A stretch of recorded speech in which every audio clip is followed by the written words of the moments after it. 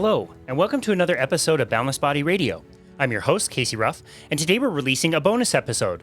This is my recent appearance on the Off of the Couch podcast hosted by Maggie Stewart. This was recently released and is titled Casey Ruff Returns. It's a great name because I did return. I have been on Maggie's show before. We have also hosted Maggie on our show back on October 9th, 2023. That episode was called Navigating Health and Fitness with Pioneer Margaret Stewart. That was episode 531. If you really want to do some digging, we actually hosted her on our other podcast that I stopped doing recordings of, which is the How to Make a podcast. We hosted her back in season 2 of that series on September 15th, 2022. If you are interested in learning how to podcast, that podcast is still around. You still can find it. It's just not active. I love Maggie. I absolutely adore her and her work. She does not have a bazillion followers on social media. She's not looking to monetize anything really. She is just doing amazing work and doing fantastic interviews on her podcast. She's really, really making a difference. Recently, she just got back from a low carbohydrate conference in Boca Raton and did an amazing interview there as well. I highly, highly, highly recommend checking out her show. Please, if you're not going to give us a rating or review, fine, but go over to Apple, give the Off of the Couch podcast a rating and review so more people can find Maggie and her amazing work. And without further ado, here's that bonus episode on Boundless Body Radio of my appearance on the Off of the Couch podcast.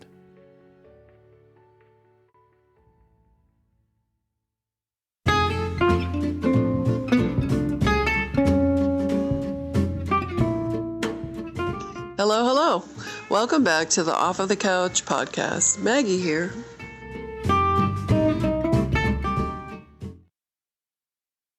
Happy New Year. I'm really happy to have Casey Ruff return as my guest today. Casey's been a personal trainer since 2007 and had the experience of using a metabolic cart, which gave him the insight on how to help people switch from burning sugar to burning fat. Plus, he's done over 500 interviews of experts in the fields of fitness and nutrition for his Boundless Body Radio. I think this will help anyone get a great start to the new year. Here's Casey.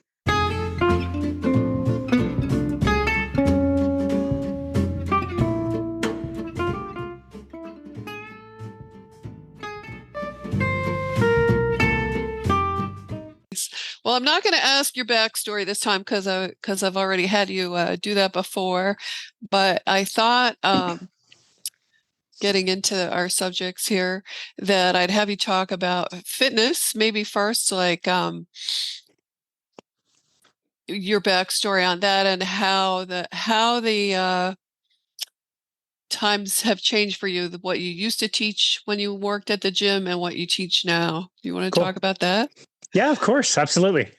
Yeah, if you just want to talk about fitness, I know you have a long history as a personal trainer, and I know that when you started out, you were working for was it a corporate gym or a big box gym?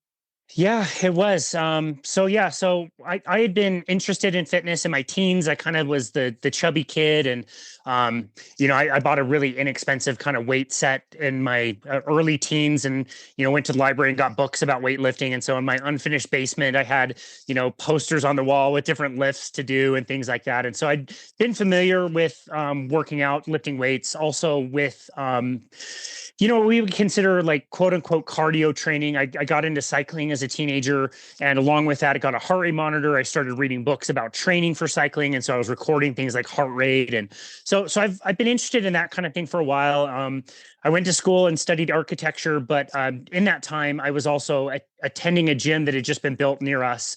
Big fancy gym that was kind of expensive, but I kind of justified it by saying like, okay, I'll join this gym and then not go out to eat as often as I have been. And as I was there in this big box gym that was really nice, I started watching. They had a staff of maybe like 30 personal trainers. There was a lot of trainers.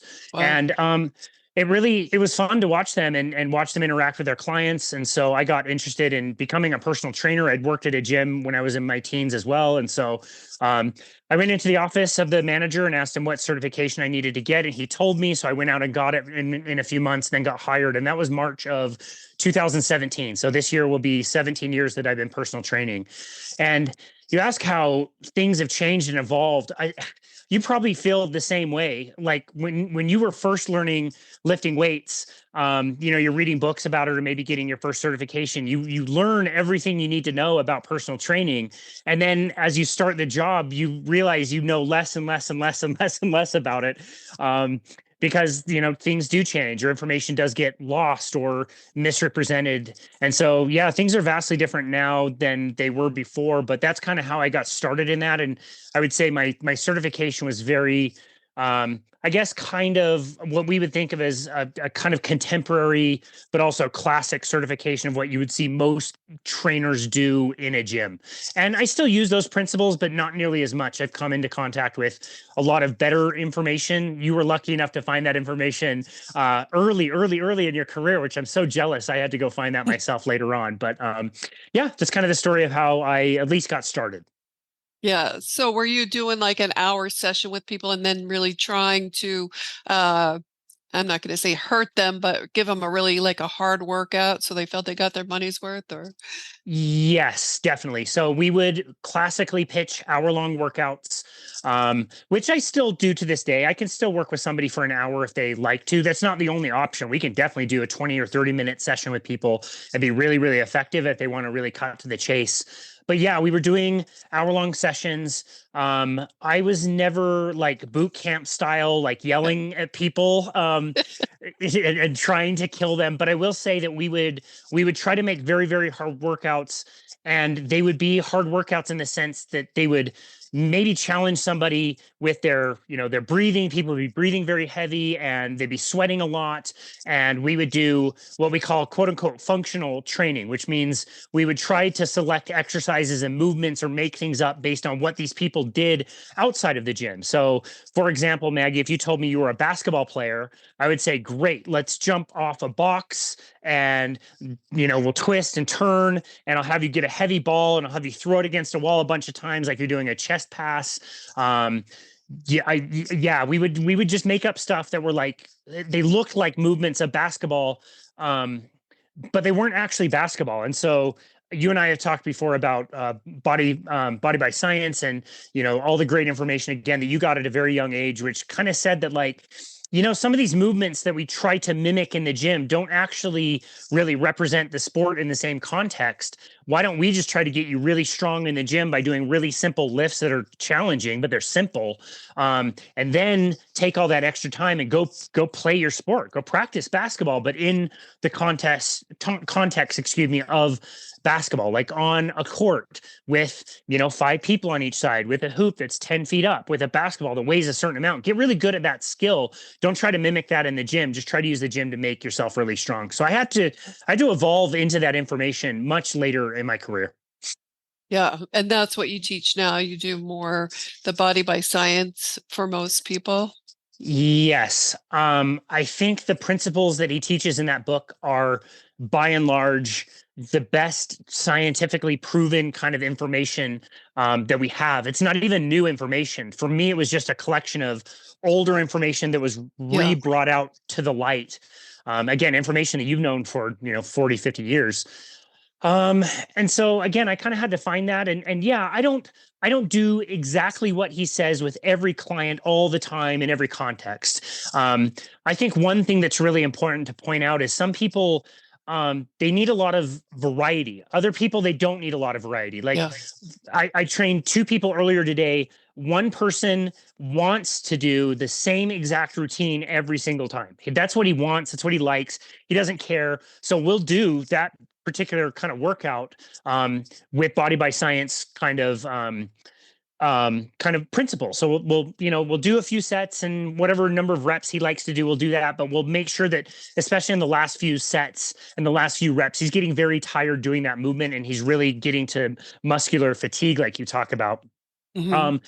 But he likes to do the same thing, where the next client that I drove to right after him, we've been working together for 14 years. We do 3 days a week. He likes to do hour-long workouts, and he loves variety. He literally would fire me if I didn't come up with different things for him. And when I do come up with different things, he's so excited and engaged, and he loves it, and he gets really motivated. So I always keep those principles in the back of my mind, but as a personal trainer, it's really fun to mix up different variables. Some things you can change are like the number of sets, the number of reps, maybe the different grip positions you can Mhm. change. Different machines, the facility that I use, and this is just in the last few months. Maggie, you would love this place. They've got Nautilus machines that are like 50 years old. Some of Oh, these yeah. are like the only machines in our state that use chains to pull them, and they move with the cams and all this stuff that you and I just geek out on. It's super exciting.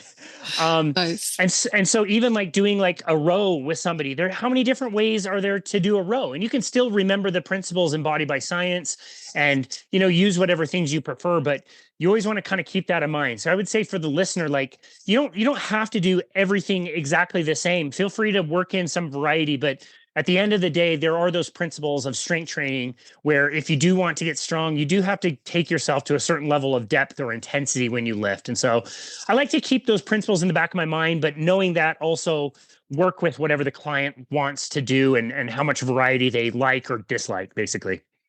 Oh, that's great. Yeah, I find that too, that some people are really happy doing the same thing forever, and other people want to mix it up you know, either every week or every few months, or Yeah. just yeah, some people need to change it up to keep interested. Yeah. Yep.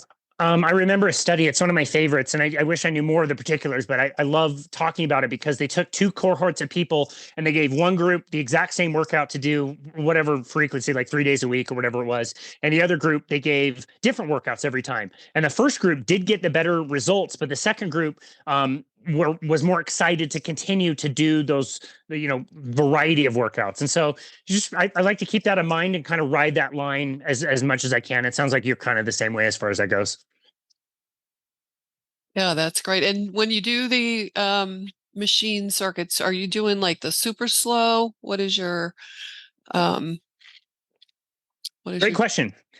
Yeah, great question. I don't often do what Doug McGuff prescribes as like a 10-10. I'll Yeah. do that with myself, but I find that a lot of my clients have a really tough time with that, moving that slowly. And then so yes, we'll do a slow tempo, but I don't always stick with 10, concentric, 10 eccentric, letting the weight go back. But I think 2 seconds, 4 seconds, 3 seconds, 3 seconds, somewhere in Yeah. that realm where yeah, we're controlling the weight. You're not just like moving super fast and using momentum and like dropping the weight when you're done with the lift. I do want people to be slow and mindful, and I do think that tends to work well. But that said, I don't do quote unquote super slow with most people. Okay. It is just a slower controlled tempo. Okay. Yeah, I actually do something pretty similar myself too. Um, cool. okay, so let's talk about nutrition. What I know you used the metabolic cart back then, and do you want to explain exactly what information that gave you? Yeah, absolutely. One of my favorite things to talk about. So I'm glad you asked. With my background in knowing how to use heart rate monitors, when I got hired onto this staff of 30 trainers, I was obviously really green as far as the personal training goes, but I had much more of a depth of knowledge in heart rate training at the very least and knew how the heart rate monitors functioned. A kind of embarrassing story about myself is my parents gave me a TV VCR combo to take to college. And I think they might be still upset with me to this day that I returned it. And I bought a Polar heart rate monitor instead of accepting their gift. I bought an old Polar heart rate monitor. So I was already nerding out on that stuff anyway. And so early on, they trained me to be a technician to use a metabolic cart. And what that is basically a laptop that sits on a portable cart that we would put either next to a bike or a treadmill. And then it would be attached to a black box that had an analyzer in it, and through an umbilical cord that would then connect to a mask on somebody's face and would collect respirations, would basically tell us how much somebody was breathing, but then also would measure oxygen and carbon dioxide. So from that, we could gather how the body was exchanging oxygen to carbon dioxide. And that tells us how much fat versus how much carbohydrate we're burning. So we could do that in different ways. Like I mentioned, we could do it on a treadmill or a bike, and we'd ramp people up until they would quit. So that would give us, what most people would think of as like a VO2 max test. How much oxygen can you take in and deliver to working muscles relative to your body weight is what VO2 max is. We also used it in a resting scenario. So somebody might come in after having just woken up and they lay down in a bed, basically in a comfortable chair that retracted, and they could sit there, same equipment and everything, and we would show them what their baseline metabolic rate was, how many calories they would burn at rest if we extrapolated that information to 24 hours. So that's all we really knew at the time when I first started. Again, in 2007, it was basically, let's find out how many calories you burn, not only while you're resting, but also while you're exercising. And let's say we show that you're burning 2,500 calories a day. We have little sliders to say that, like, okay, if you eat 500 calories less, that creates a caloric deficit of 3,500 calories, which means in 1 week you'll lose 1 pound. And we can do that for as many weeks as you've got weight to lose, as many pounds as you want to lose. You just keep eating that 2,000 calories when you're burning 2,500 to give you that deficit. You could also say, hey, you're burning 2,500 calories. Maybe if you add 500 calories more of exercise and eat the same amount, it's the same thing. It's a caloric deficit. And obviously that would never work for people, but we would take that information, give it to people, and when they would fail, we would just think, oh, this person is eating too many calories still, or they're not working out as much as they say they are, when people were probably actually really good at following the advice. It was just really terrible advice to begin with. And so that's how that kind of started for me.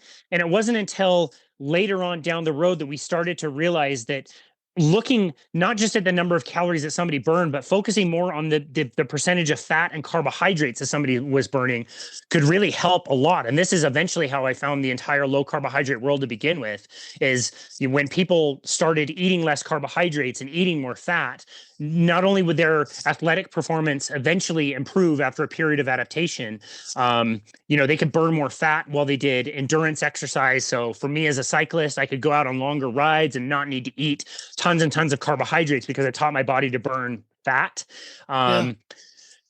We noticed that happen. We noticed that people on their resting metabolic rate test would actually teach their bodies to burn more calories and have more of their calories coming from fat, which is the opposite of what we noticed when somebody did a low fat, calorie restricted diet. They'd actually drop their metabolism and burn more carbohydrates. You'd always be hungry and cold and have low energy and all that stuff because you're teaching the body to run on less calories. So that really shifted our attention from, the workouts really changing somebody's routine, and let's focus more on the nutrition. And we got so much more bang for the buck that really got me interested and excited about nutrition. And what I have found over the years to work on a very repeated basis is a low carbohydrate diet. I think the worst thing somebody could do is try to combine a lot of high fat and high carbohydrates in the diet. So whether somebody does low fat or low carbohydrate, I think each could work for weight control in particular. But with the low carbohydrate side of things, when people did that and reduced their carbohydrates, not only could they control their weight really well and burn fat really easily, but we also noticed tons of other health benefits. Their brain would work way better. Their sleep would get more efficient. They wouldn't need as much of it, and they'd feel way more rested. They don't need naps as much.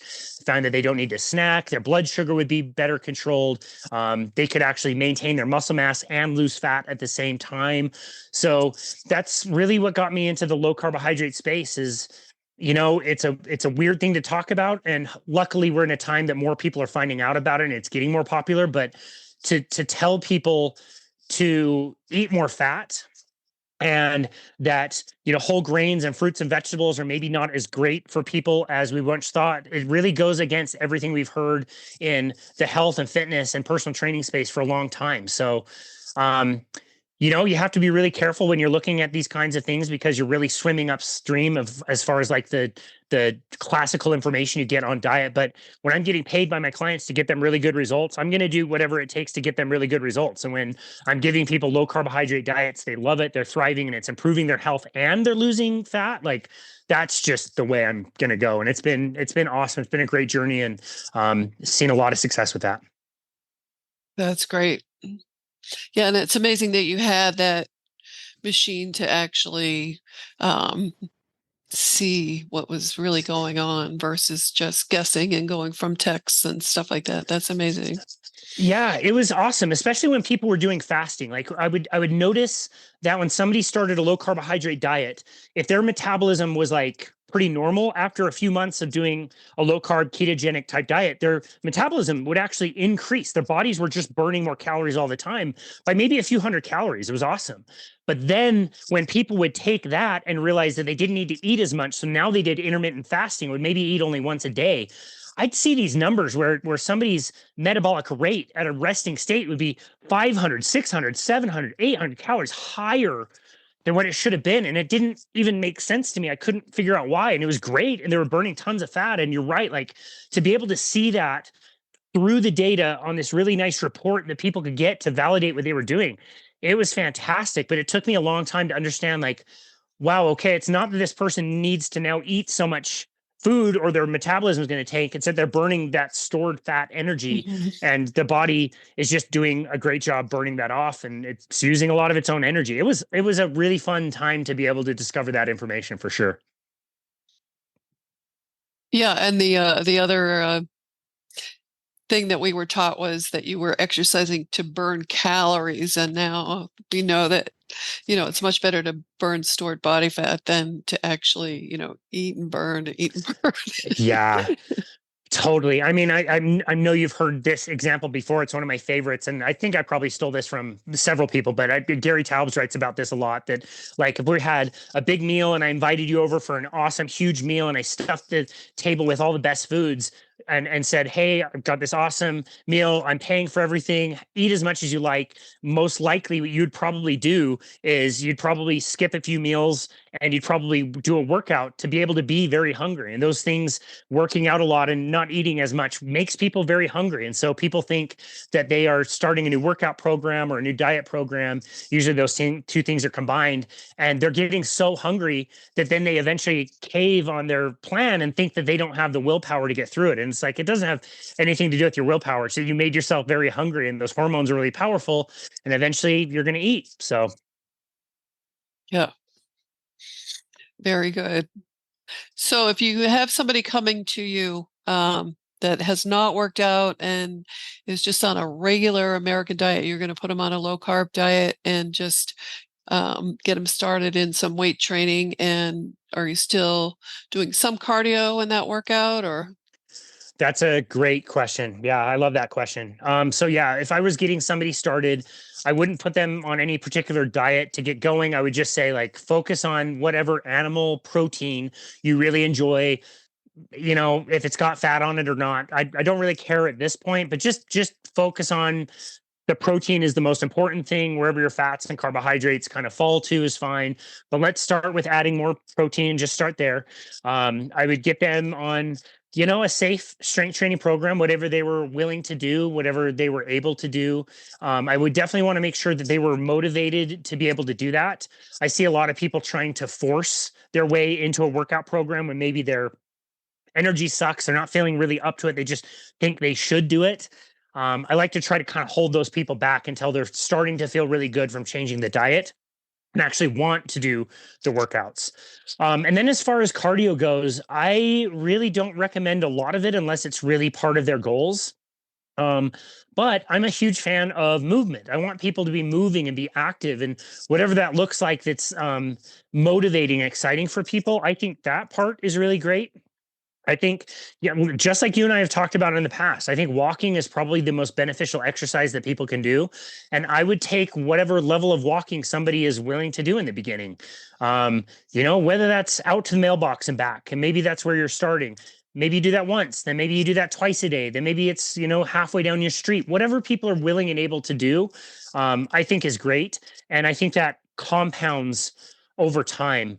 So no, I really don't want somebody to be doing what you and I or people out there would be thinking of, quote unquote, cardio exercise. But I would want somebody to do some nice, easy to maybe moderate type of movement, something that somebody enjoys and was able to tolerate.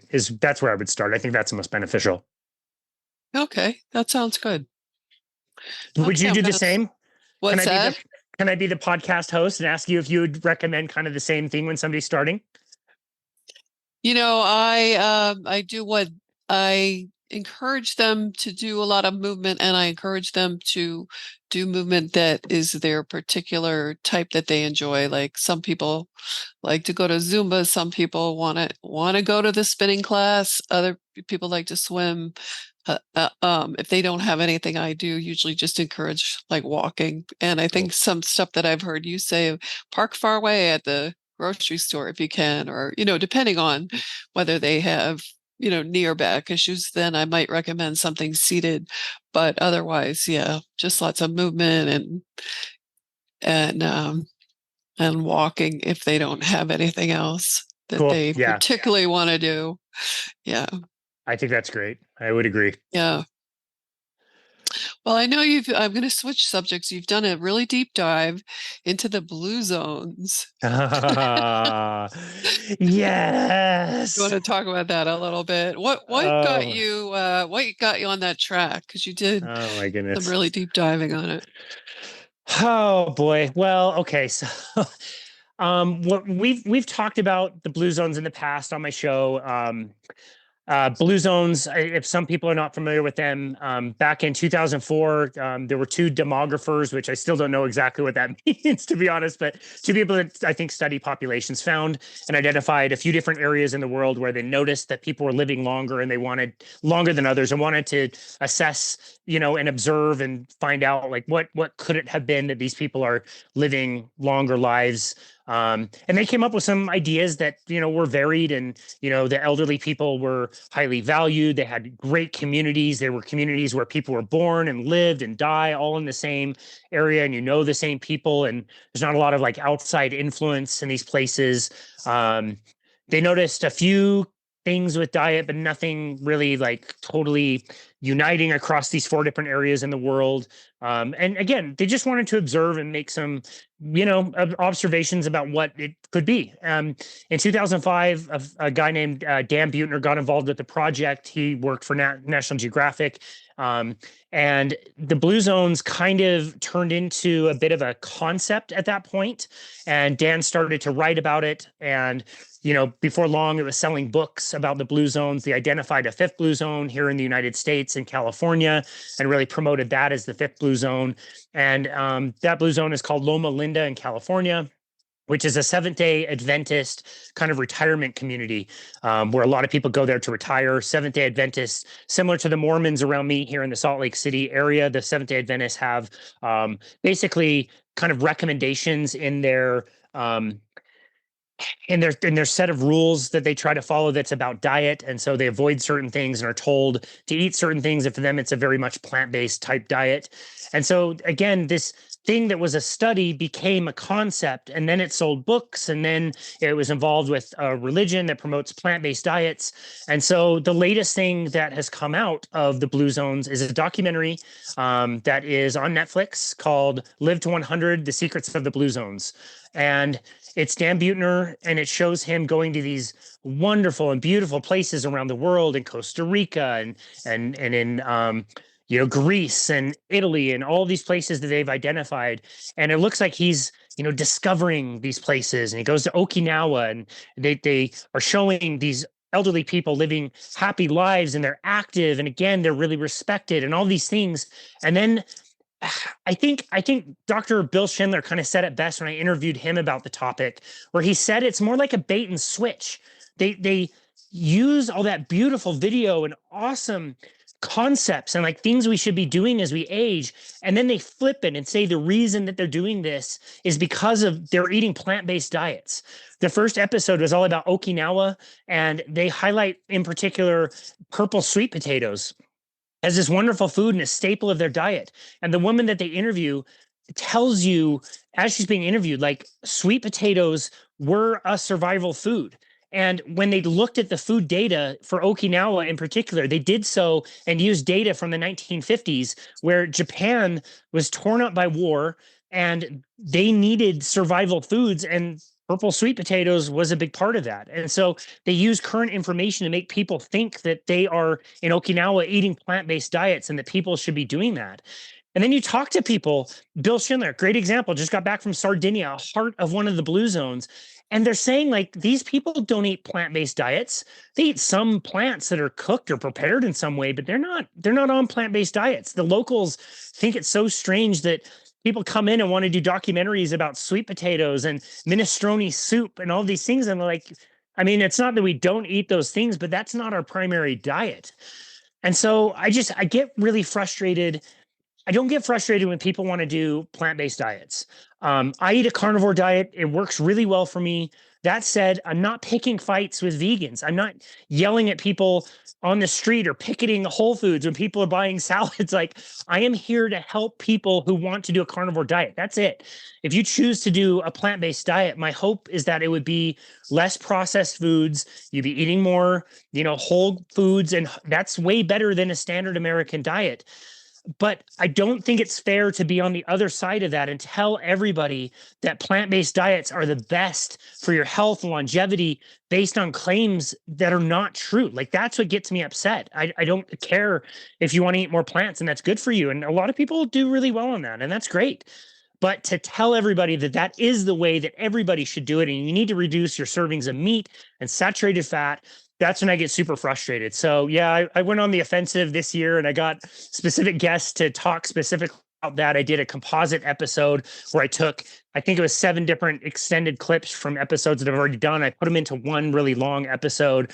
I purposely named it. What did I name it? Living to 100, the truth about the blue zone. So I tried to be like really sneaky about like copying their title, and hope I don't get sued for that. But yeah, I don't know. I think it's ridiculous when they're promoting things that just aren't backed by science, and people get this idea that this is the exact right way to eat. And it's happening again. A documentary just dropped yesterday on Netflix at this time of recording. We're recording on January 2nd. So it dropped on January 1st, the day that everybody's super interested in health and nutrition.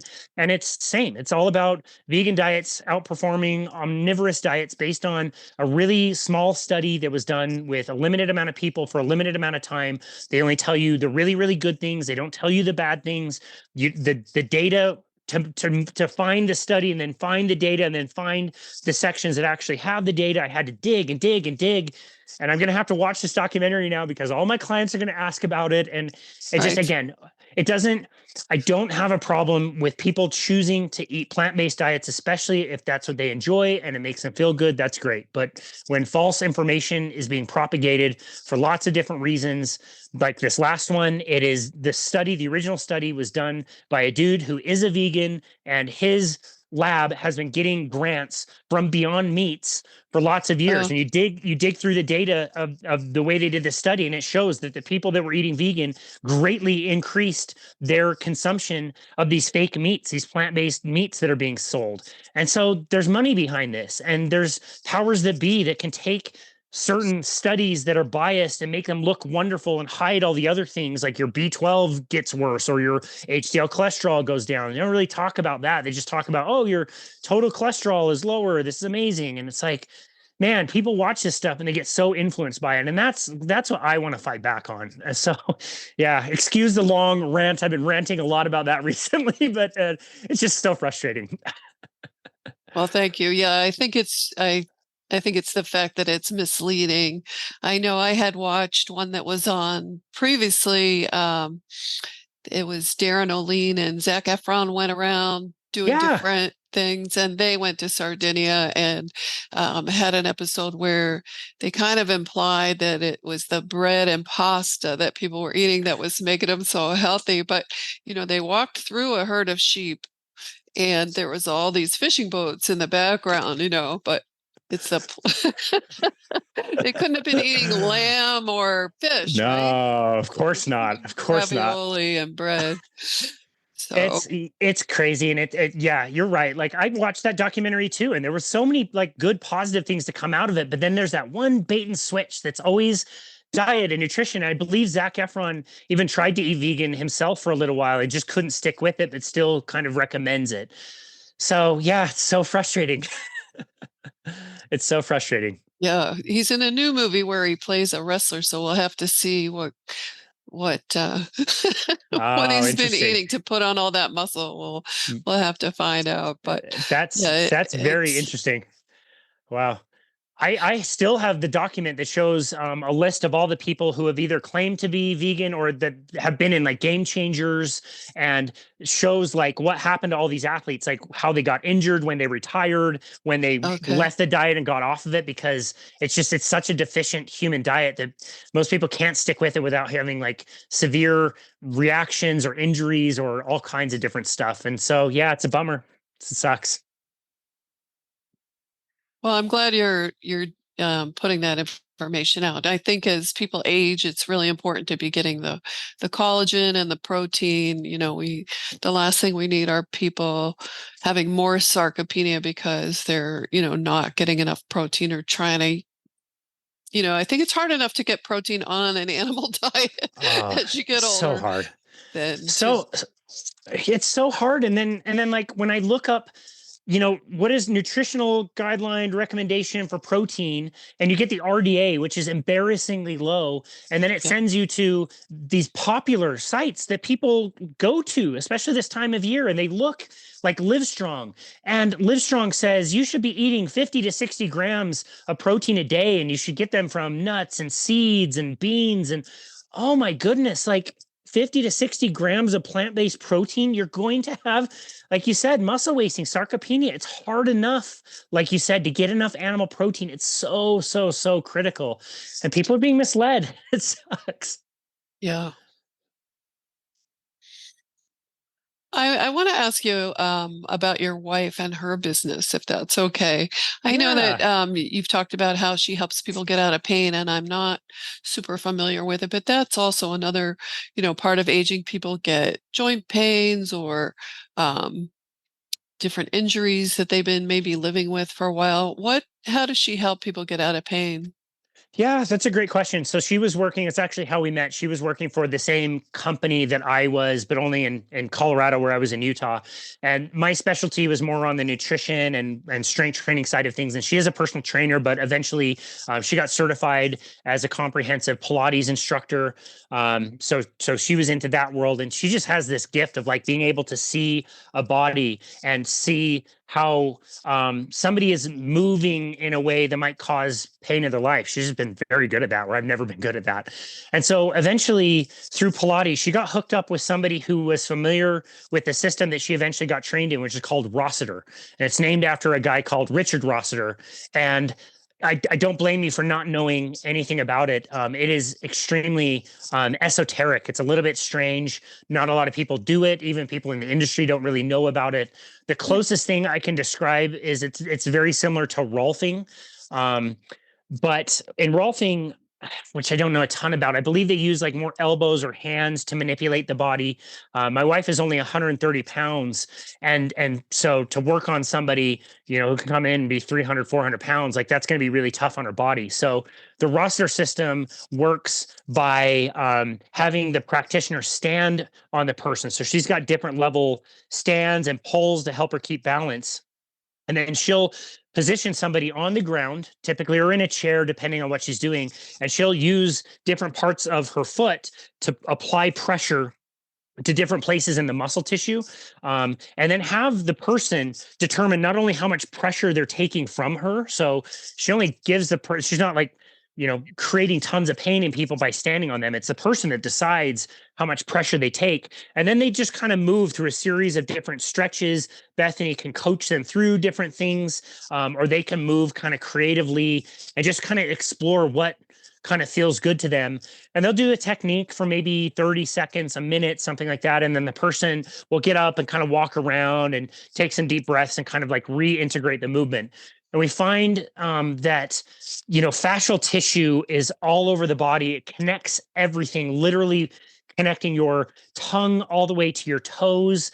And different systems that work that way are absolutely fascinating. We've got all the anatomy trains, is what they're called, different posters on our wall where you can see like, wow, how all the fingers from both sides of your body connect all the way through the body in different lines and sheaths of fascia. And so Yeah, so people come in and see her, and they might have hip pain that Bethany might work on through the opposite shoulder or the Mm. knee, and maybe somebody's feet, and it opens up like space all over the body so people can really literally get out of pain and start to move better. And I'm very biased. She's my wife, and so of course I'm going to be very biased, but I've seen so many amazing things where people have been working with chiropractors or physical therapists, or maybe have gotten surgery, or heaven forbid they've gotten cortisone shots or whatever. And in a really limited amount of time working with Bethany, maybe it only takes 1 or 2 or maybe 3 sessions, people are moving way better, they feel way better, and they can move through life without pain. So that's a little bit about what she does. She's very good at it.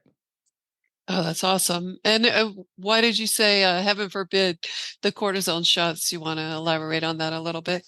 Yeah, I'm not an expert in this. I can just tell you, what I've learned over the years and what I've seen in my clients, and what Bethany has told me. It seems that a cortisone shot, you're only kind of masking pain and masking a Yeah. problem. And I just hear over and over that it just kills the tissue in the areas that you get those shots done.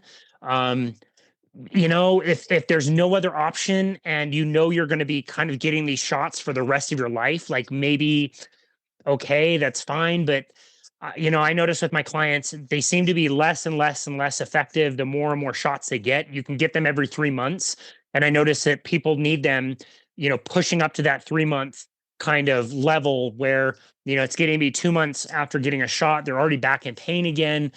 So I don't love them. I haven't heard the best things about them. Anecdotally, I don't see that they are a long-term solution. Just yet again another kind of a band-aid in the medical industry that's covering symptoms versus addressing the actual pain. So again, if somebody is in really bad pain and that's the only way they can do things, and they don't mind being on chronic, getting shots, it's one thing. But yeah, not a huge fan if you can do something else to avoid it.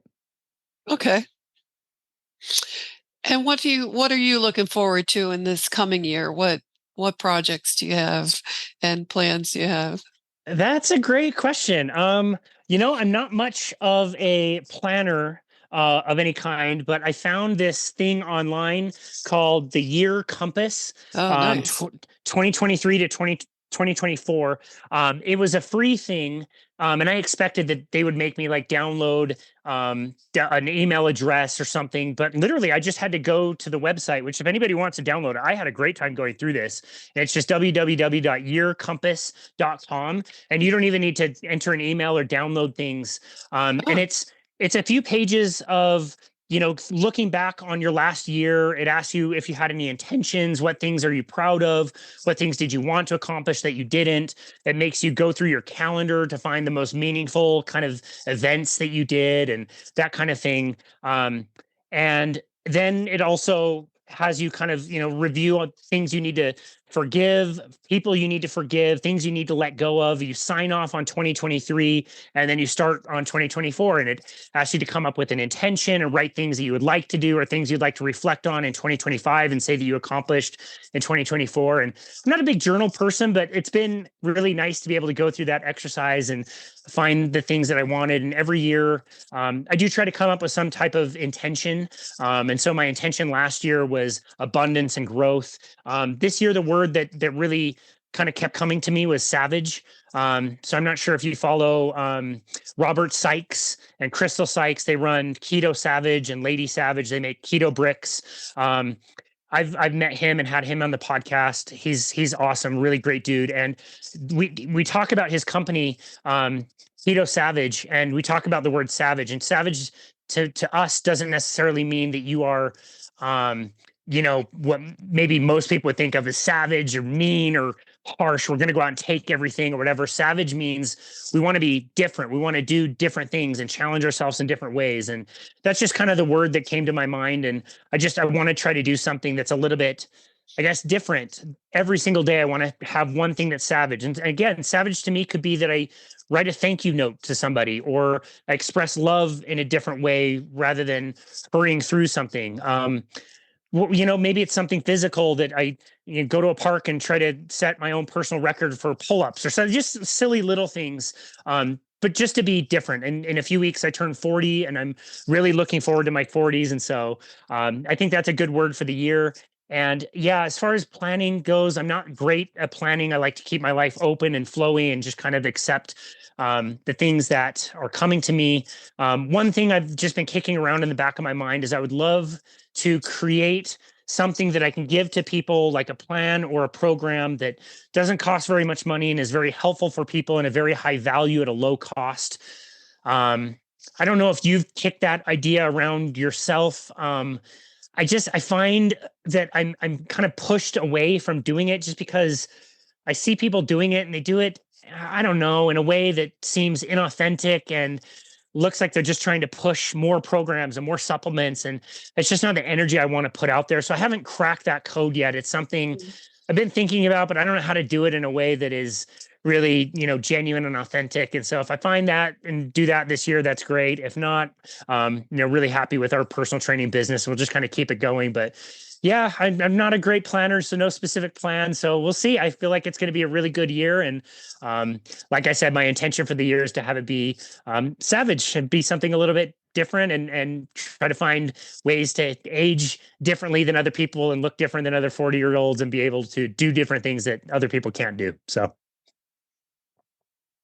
Oh, well, I like that tool. I think I'm going to download it and use it. And yeah, Casey, turning 40. Yeah, for most people, they're going, "Oh no, I'm turning 40. Oh, my back hurts already." And you're really the opposite of that. You're just so energetic, and yeah, I don't think you have to worry about turning 40. Well, As thank someone you. who turned into a senior citizen technically last year, Yeah, that's right.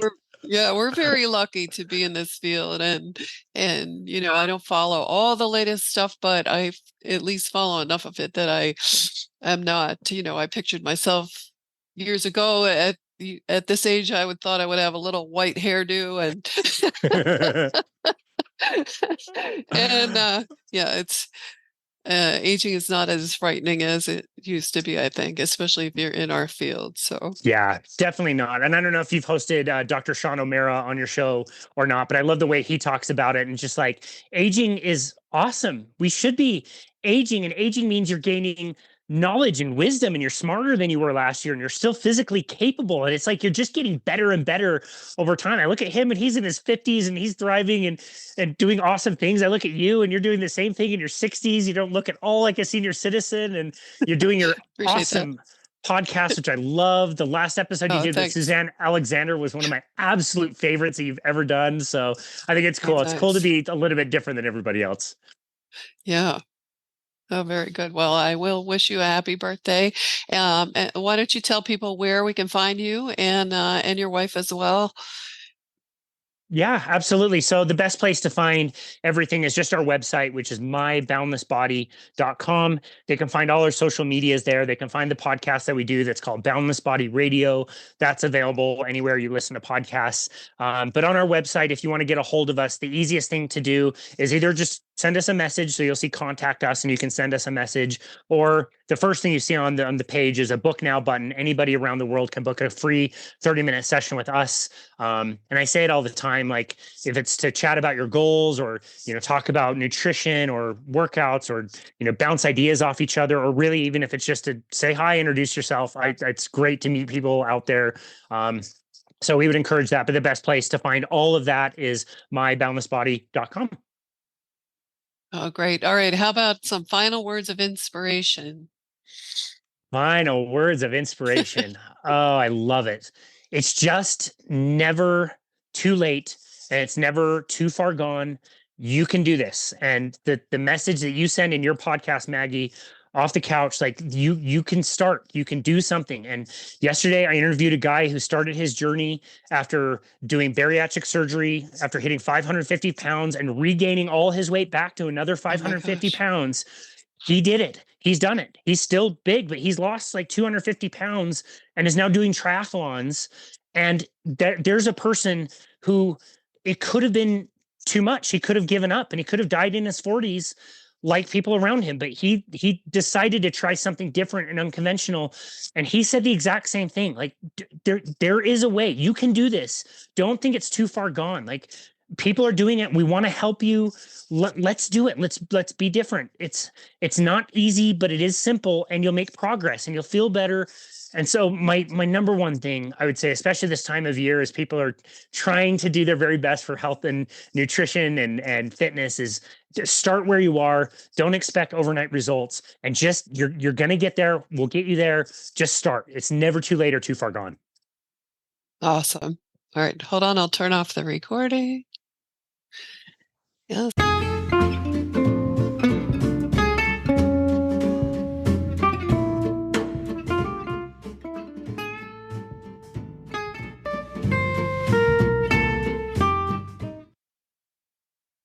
I really don't think there's much I have to add to that. What a great conversation. Again, you can find Casey at myboundlessbody.com, and he's also at Casey Ryan Ruff on Instagram.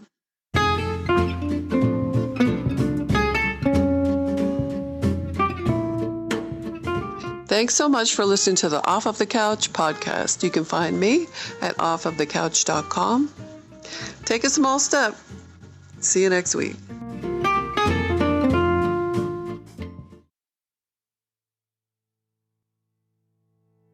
Thank you so very much again for listening to this bonus episode of Boundless Body Radio, my recent appearance on the Off of the Couch podcast with Maggie Stewart, titled Casey Ruff Returns. Again, please, if you haven't given us a rating or review, you're not going to, that's fine. Take a few seconds and go over to Apple, search Off of the Couch podcast, give Maggie a rating or review. She does a great job. Check out some of her episodes. She has incredible guests. She asks really great questions, and it's really, really, really good content. I can't recommend it enough. And thank you again, as always, for listening to Boundless Body Radio.